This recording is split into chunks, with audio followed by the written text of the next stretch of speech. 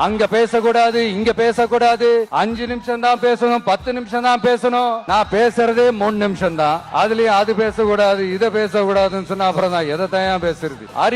அரியலூர்ல போனப்போ நான் கரெக்டா அந்த ஊருக்கு போறதுக்கு முன்னாடி அந்த ஏரியாலேயே அந்த பவர் கட்டு. அப்புறம் நான் திருச்சிக்கு போய் நான் பேச ஆரம்பிச்சதுக்கு அப்புறம் அந்த ஸ்பீக்கருக்கு போற அந்த வயரு கட்டு. இல்ல நான் தெரியாம தான் கேக்குறேன் சிஎம் சார்.